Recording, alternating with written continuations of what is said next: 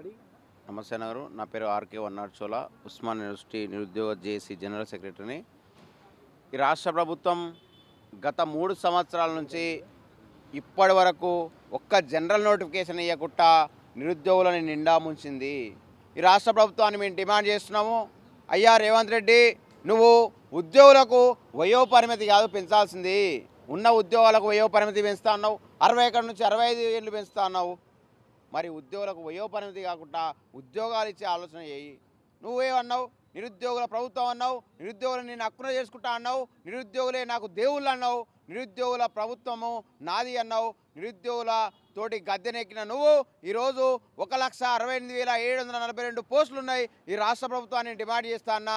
మరి నువ్వు ఖాళీలను ఎందుకు భర్తీ చేస్తున్నావు? మస్తు విడతల వారిగా ఖాళీలను భర్తీ చేస్తానంటున్నావు. విడతల వారిగా ఎవరికి కావాలి? మరి నీ మనవడు ఏజ్ అయినాక మరి నీ మనవడికి భర్తీ చేస్తావా అని నేను డిమాండ్ చేస్తా అన్నా.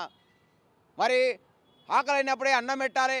నువ్వు రేపు భర్తీ చేస్తా అంటే ఎవరికి కావాలి?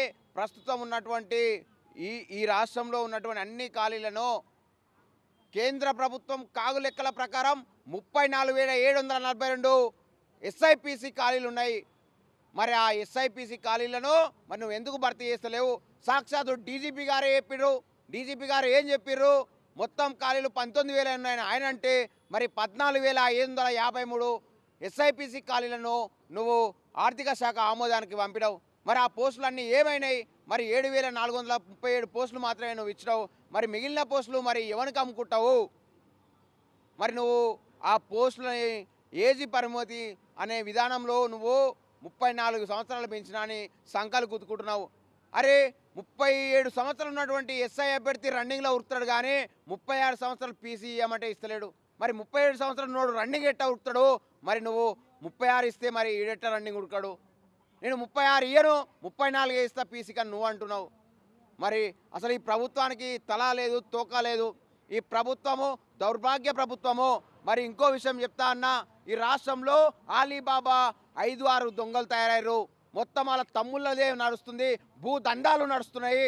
ఆ పొంగులేటి శ్రీనివాసరెడ్డి, అయ్యా ఖబర్దార్ పొంగులేటి, నీకు చిత్తశుద్ధి ఉంటే గతంలో నువ్వు చెప్పినావు 10,954 జీబీఓ పోస్టులని ఈ రాష్ట్రంలో ఉన్నటువంటి పాత వీఆర్ఏ వీఆర్ఓలతోటి ఉద్యోగాలు ఉన్న వాళ్ళకే ఉద్యోగాలు ఇచ్చిన దౌర్భాగ్య ప్రభుత్వం ఇది.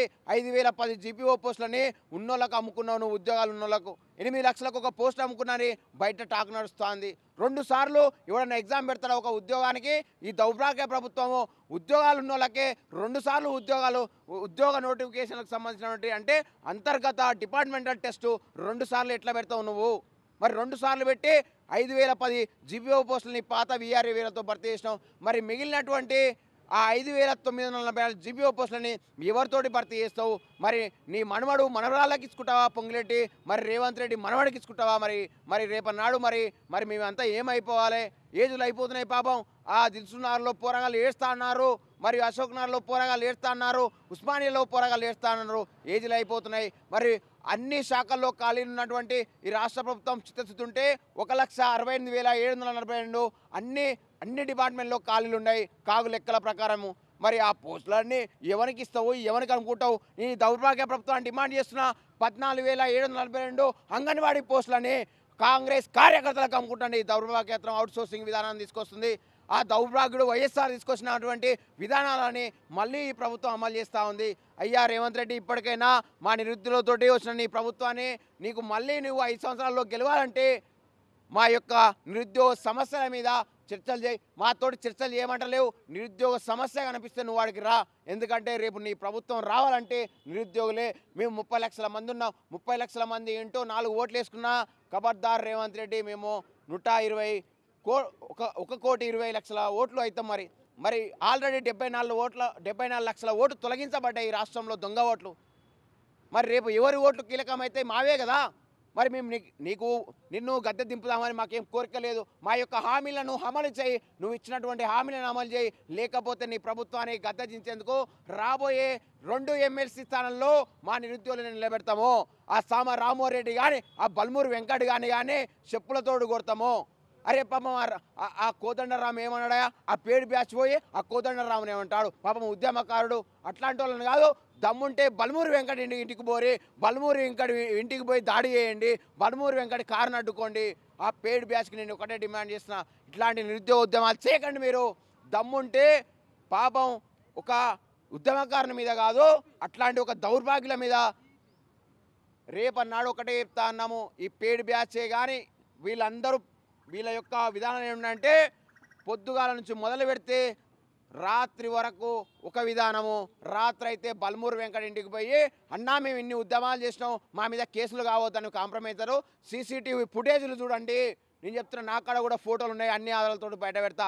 ఈ దౌర్భాగ్యులు 29 జీవో తీసుకొచ్చి ఎస్సీ ఎస్టీ బీసీల యొక్క రాజ్యాంగం ఇచ్చినటువంటి హక్కులను కాలరాసిర్రు, రిజర్వేషన్లని తొక్కింది ఈ ప్రభుత్వం. 563 గ్రూప్ 1 పోస్టులని సంబంధించినటువంటి ఒక అవకాశం. నేను ఒకటే డిమాండ్ చేస్తున్నా, ఈ రాష్ట్రంలో ఉన్నటువంటి 8 ఎంపీలు ఏం చేస్తూ ఉన్నారు? బీజేపీ ఎంపీలు జార్ఖండ్లో మీరు అంతా చేస్తూ ఉన్నారు కదా, ఈ రాష్ట్ర ప్రభుత్వం అవినీతి చేస్తూ ఉంది. గతంలో పేపర్ లీకేజ్ చేసినటువంటి ఏడికి పోయినాయి. నేను ఒకటే చెప్తున్నా, అన్ని వ్యవస్థల మీద మీరు పనిచేయండి. ఒకే వ్యవస్థ మీద మీరు పని చేస్తామో మేము, మాకు అదే కావాలంటే నిరుద్యోగ సమస్యల మీద మీరు కూడా ఒకవేళ పని చేయకపోతే, నిరుద్యోగుల హామీలను నెరవేర్చకపోతే, నిరుద్యోగులతో చర్చ జరగకపోతే రాబోయే 2 ఎమ్మెల్సీ కాదు, ఇక్కడ నుంచి మీ ప్రభుత్వానికి ఓటమి తప్పదు. నిరుద్యోగులను హక్కున చేర్చుకోకపోతే అయ్యా రేవంత్ రెడ్డి, ఖబర్దార్ రేవంత్ రెడ్డి, కాంగ్రెస్ హటావో నిరుద్యోగి బచావో అనే నినాదంతో మేము ముందుకెళ్తామని. జై తెలంగాణ.